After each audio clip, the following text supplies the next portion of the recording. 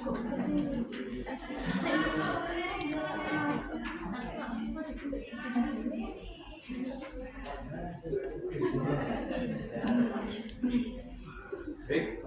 bismillahirrahmanirrahim. Assalamualaikum warahmatullahi wabarakatuh. Waalaikumsalam warahmatullahi wabarakatuh.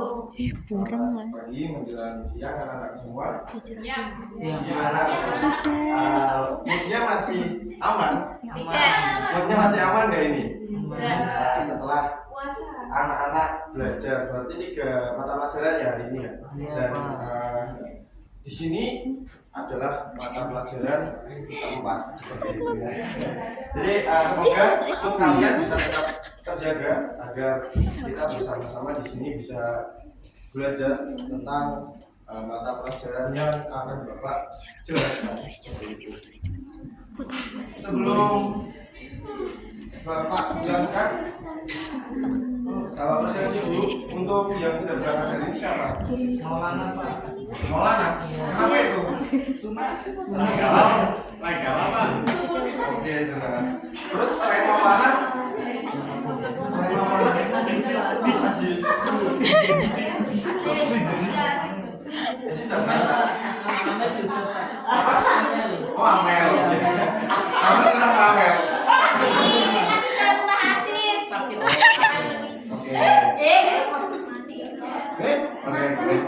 Baik, anak-anak, Bapak sudah persepsi dan nanti yang nggak berangkat akan Bapak berikan sesuai dengan izinnya seperti itu.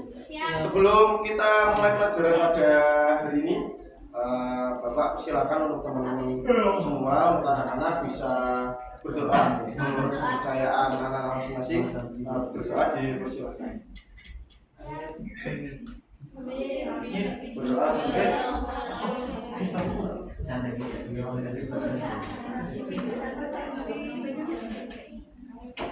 Baik, sebelum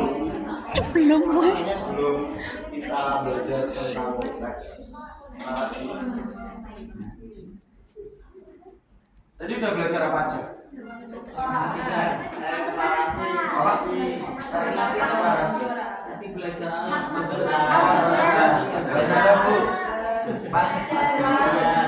olahraga. Oke ya. Berarti setelah ada mata pelajaran yang lain, di sini Bapak akan menjelaskan tentang bagaimana membaca laporan teks narasi itu sendiri. Dan yang pertama ada pengertian.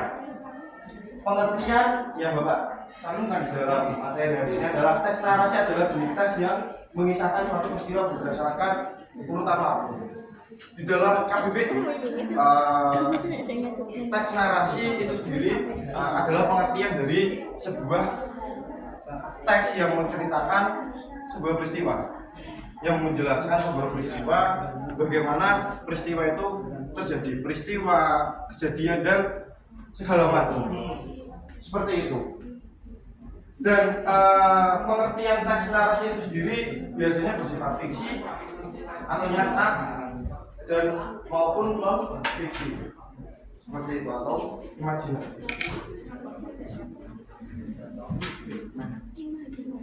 Nah, tujuan dari teks narasi itu sendiri di sini adalah untuk memberikan informasi. Jadi teks narasi ini dibuat untuk biasanya memberikan informasi. Seperti halnya contoh dari teks narasi adalah teks biografi. Di dalam teks biografi itu sendiri biasanya memberikan informasi. Terus yang selanjutnya yaitu pengetahuan serta hiburan bagi pembacanya. Jadi nggak cuma memberikan informasi, anak-anak. Tujuan dari teks narasi ketika kita membuat teks narasi adalah untuk memberikan hiburan. Karena teks narasi itu bersifat fiksi dan non fiksi. Jadi di situ bisa terkandung hiburan bagi pembacanya seperti itu.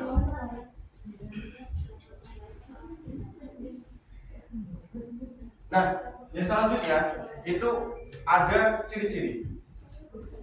Ciri-ciri yang pertama yaitu bercerita tentang suatu kejadian dengan beberapa urutan kronologis atau urutan peristiwa. Seperti yang Bapak sudah jelaskan tadi terkait dengan pengertian dari teks narasi itu bercerita tentang suatu kejadian.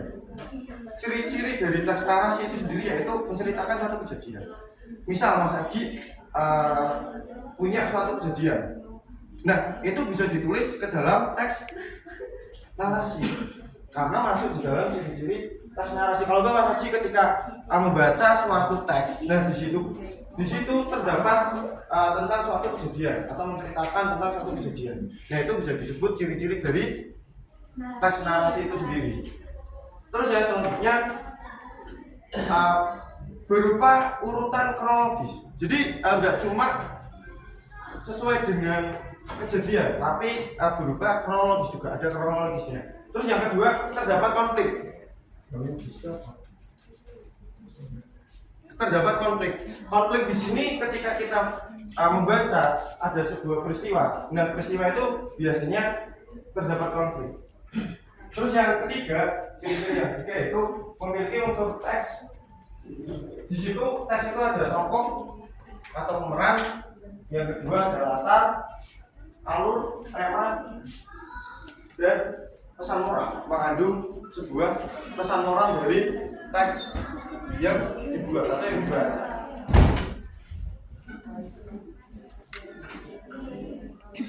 Nah, di sini ada jenis-jenis yang pertama ada teks narasi artistik, narasi non fiksi, inspiratif, dan ekspositoris. Nah, yang selanjutnya yaitu cara membaca teks narasi. Yang pertama yaitu membaca alur cerita.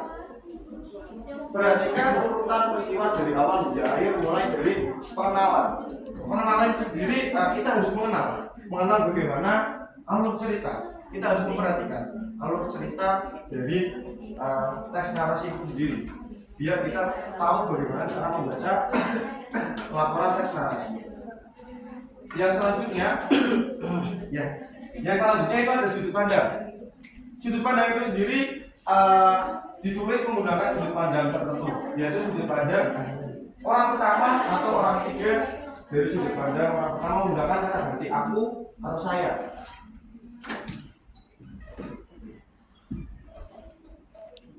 Terus yang ketiga, gaya bahasa teks narasi menggunakan bahasa naratif dan deskriptif. Gaya bahasa ini membantu pembaca membayangkan cerita dengan lebih jelas. Jadi ketika kita menggunakan gaya bahasa tersebut, kita sebagai pembaca teks tersebut itu bisa menjadi lebih jelas, lebih bisa masuk. Ketika kita membayangkan dari sebuah teks tersebut, dari cara membaca laporan teks narasi itu sendiri.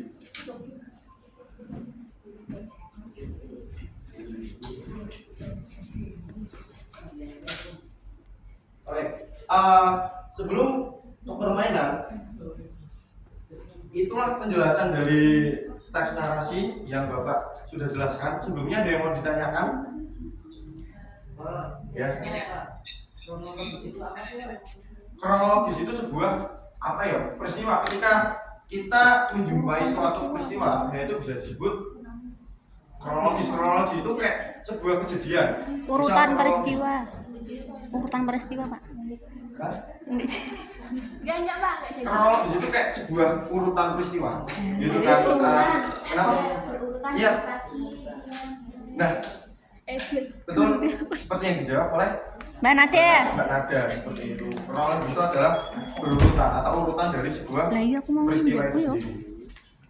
Terus teman-teman yang lain ada yang mau ditanyakan terkait teks narasi? Ada yang mau ditanyakan? Oke, kalau misalnya enggak ada yang mau ditanyakan, untuk Mas Heri bisa enggak kursi? Iya.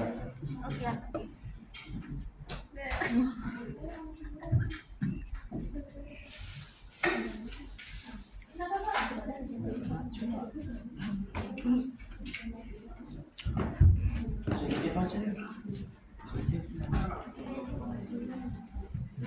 sebelahnya Pak.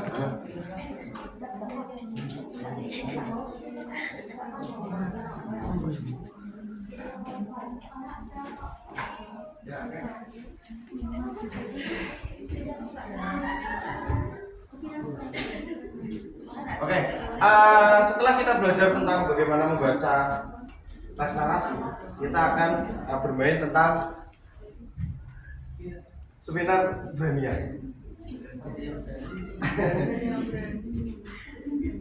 Nah, karena nggak ada yang berani, kita akan belajar biar lebih berani seperti itu.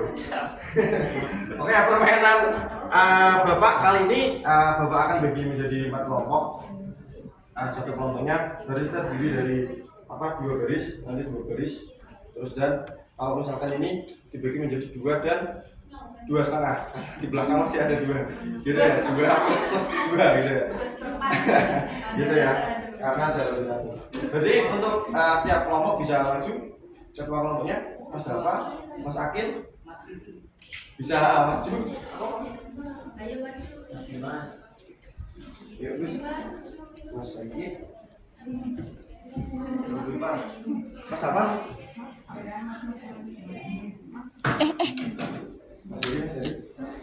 Oh yang perempuan, ketua kelompok perempuan tuh di kelompok sini. Nanti, Oke, permainan pada kali ini yaitu kita akan setiap kelompok akan Bapak bagi misal dapatnya eksploratif dan nanti di situ ada sebuah judul novel, ada sebuah judul teks narasi. Nah di situ nanti kalian cari kesimpulan dari teks narasi yang ada di dalam ini amplop ini, gitu ya. Dan ini nanti dibahas di kelompok kalian masing-masing. Nah nanti setiap ketua kelompok bisa membacakan kesimpulan dari teks narasi yang sudah Bapak berikan di dalam ini. Seperti itu ya, anak-anak ya. Dan untuk permainannya 2 teratas bisa main spinner dan 2 ke bawah bisa shoot, berarti bisa dulu. Bisa sujring. Ya. Berarti nyobain. Oke, berarti nggak bisa. Ulangi. Oke, akhir pertama ya. Terus satu lagi. Nah, ini berarti nanti kalian juga setelah mereka ya. Yuk, sebentar dulu.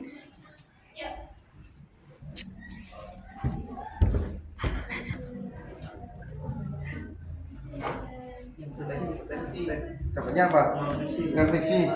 Non fiksi ini masukin. Ya bisa diambil ya. Masih gini. Langsung kembali Pak gimana Pak? Ya benar.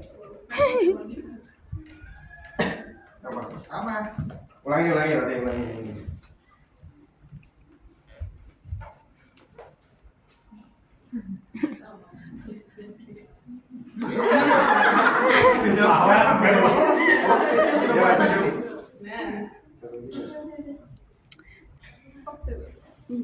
Oke, senengan yang muter-muter terus. Nah, oke muternya pada. Gimana olahraga Pak? Inspiratif. Soalnya sih beda. Ini Gus. Iya, Pak. Terus yang kedua tadi apa?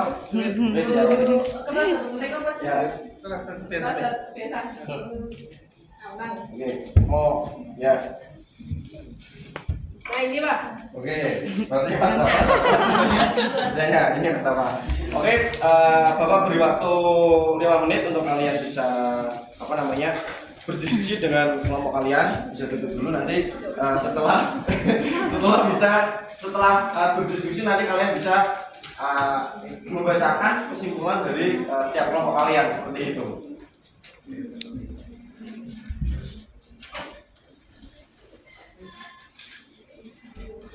Baik, waktu selesai anak-anak. Jadi untuk ketua kelompok bisa maju ke depan untuk membacakan kesimpulan. Ya, kesimpulan dari setiap kelompok. Judulnya, ya ini judulnya, terus judulnya apa yang berisi?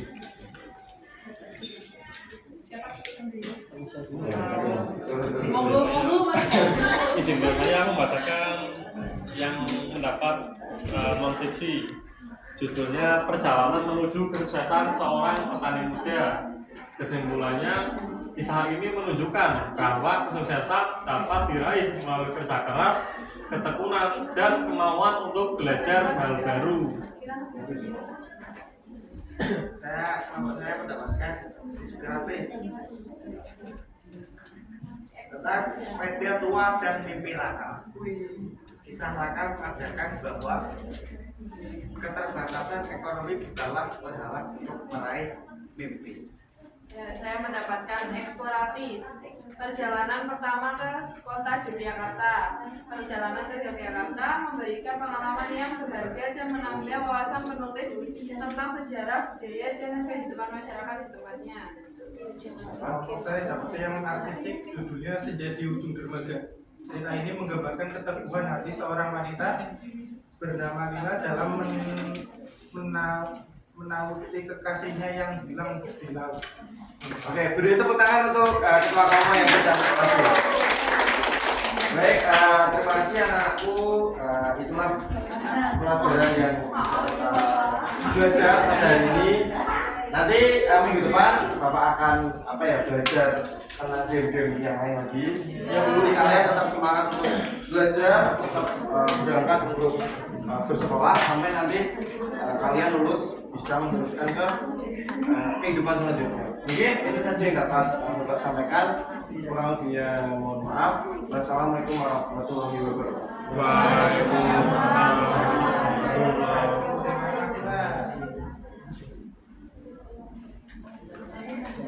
Bel.